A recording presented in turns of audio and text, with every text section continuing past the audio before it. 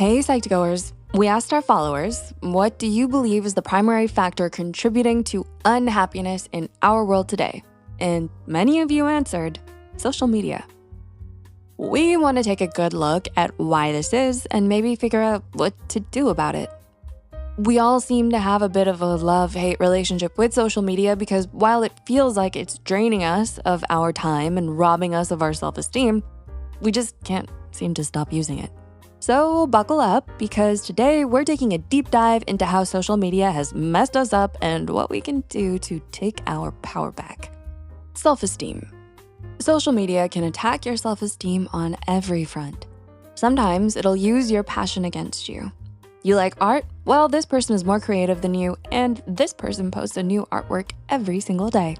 Social media can make you feel insignificant. The sheer volume of things to see is overwhelming. It might make you feel like you're constantly having to reassess your life.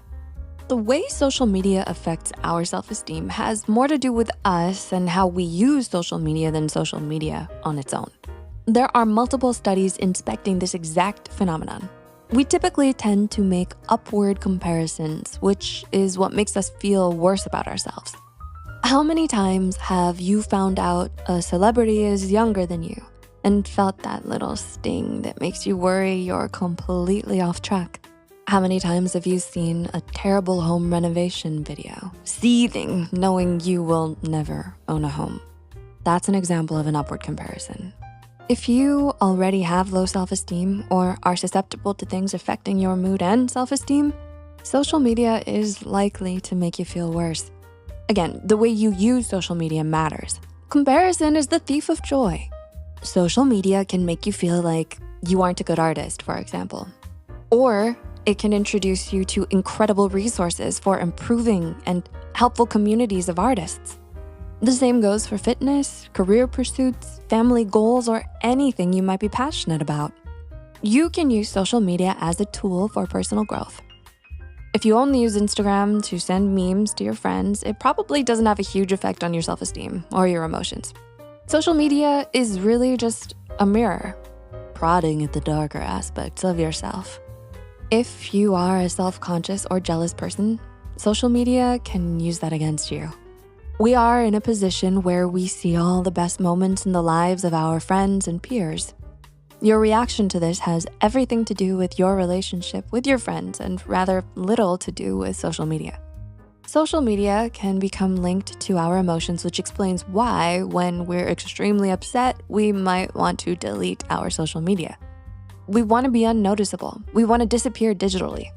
It means more to us than just deleting an app. It's choosing to no longer participate in society. But we always come back. Addiction. You may have heard that social media is addictive. That statement isn't just boomer propaganda. Social media really does have addictive properties. This is entirely intentional. The notifications, the sounds, the layouts of social media apps are specifically designed to keep you on the app. Have you noticed that when you try to leave TikTok, it shows you one more video before you can actually leave? They need your eyes on their platform. An article by psychologist and researcher Dr. Christian Montag revealed that the exact features designed to keep you on an app are the same features that make the app addictive. Unfortunately for us, their methods for keeping your attention are a little too effective. We don't even realize how much time we spend on our phones, yet the hours seem to vanish without us feeling it. According to a study published in Behavioral Sciences, participants in the study were unable to accurately estimate the amount of time they spent on their phones. Social media has been gamified. There are points in the form of likes and progress in the form of that number of followers or views going up. Shopping apps have also been gamified in their use of login rewards and coupon rewards for spending certain amounts. We want that dopamine rush of our likes, comments, and followers blowing up, and for our notifications to make our phones buzz in jubilation for a successful Instagram post. If you suspect social media is eating your hours, try setting boundaries for yourself. Assign certain hours for social media or try to keep your phone in another room when you need to be productive. Consumerism.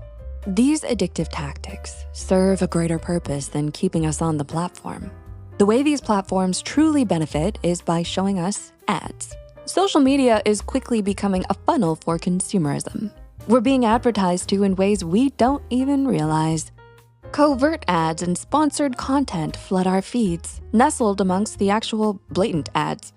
The importance of brands and advertising can't be understated. Sometimes simply seeing someone with a product is more effective than a full advertisement. A study published by the Association for Information Systems found that envy was the biggest driver behind product purchasing motivation on social media. This is why products like Stanley Cups and iPhones trend. But industrial revolutions aren't built on advertising. They're built on our participation. If your algorithms suspect you may be a slightly materialistic person, they will foster that and make sure that almost everything you see has something you might want to buy. Our emotional connections to media and brands make our nostalgia for these things extremely exploitable. We're susceptible to tactics like retrobaiting, which can make us feel a range of negative emotions like anger or sadness over the supposed death of our childhoods. These tactics throw us into a negative mindset, wishing they would make things the way they used to. Algorithms can continuously feed you negative retrobait until you find yourself going down some very toxic rabbit holes. It is a bizarre, slippery slope that takes you from these new Star Wars movies aren't as good as the old ones to these new Star Wars movies are terrible because the world has drastically changed for the worse. Your nostalgia was used against you to make you feel worse about the way things are. This path was brought to you by algorithms, which realize that anger and hate will keep you on for longer. Echo chambers. An echo chamber is an environment where a person only encounters information or opinions that reflect and reinforce their own. Computer science researchers Matteo Cinelli and colleagues confirmed the existence of echo chambers on social media sites like Twitter, aka X, and Facebook, which are created through the algorithm and designed on the type of content you interact with. Psychologists suggest that this is a dangerous situation for us to be in. In an article conducted by researcher Dag Wallbeek and colleagues, they found that angry people are more likely to engage in online debates with people who have opposing views and people with similar views. Angry reactions tend to limit you in many ways, such as seeking information and thinking with clarity. This is why anxious people are less likely to engage in debates, but more likely to search for more information. Both actions inform and affect the algorithm and contribute to forming echo chambers. Echo chambers can apply to you no matter what you believe.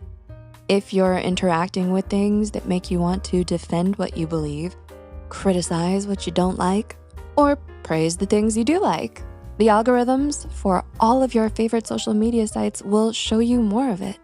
Psychologically, this means social media has a direct hand in influencing and enforcing your bias. It also keeps you in a state of anger and fear. This is the dark side of one of the best things about social media: community. There are so many great ways to reach people and communicate with people online that can make you feel a sense of belonging. So once again, we have to consider how we use social media. Are we using it to argue with one another or to reach people and participate in healthy, friendly communities? Relationships. The instant gratification provided by the internet extends to how we contact our friends, family, and loved ones. Being able to contact anyone at any time has done wonders for communication, but damaged our sense of privacy. Knowing that your boss can text you and expect a reply after work hours is not good for us. In romance, social media has become a part of the courting process. We've all experienced, or at least heard of, the dreaded talking stage. This is an example of social media becoming intertwined with the romantic process.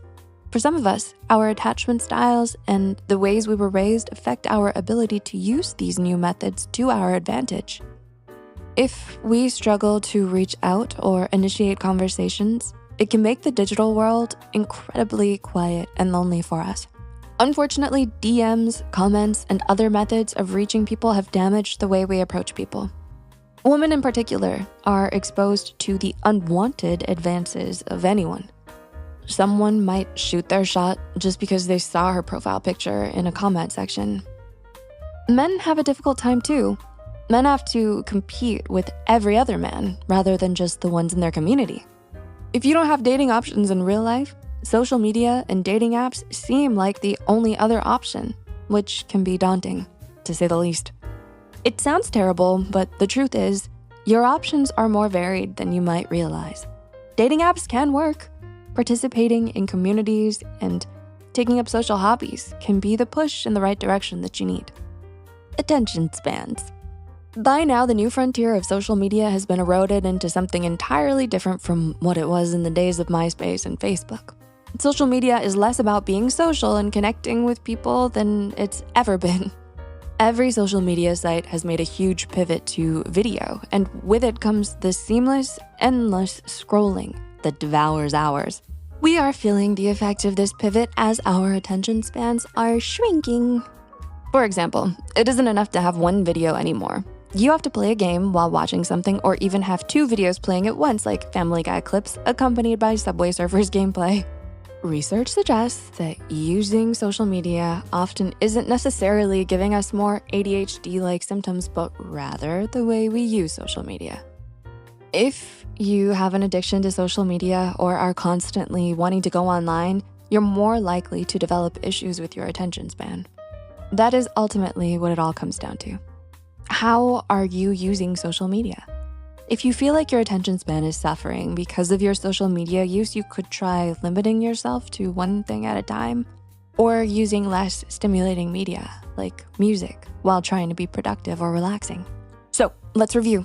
Social media has damaged our self-esteem. It's addictive. It's a cesspool of consumerism. It makes us angry and more susceptible to harmful rhetoric. It affects how we navigate relationships, and our attention spans are at risk.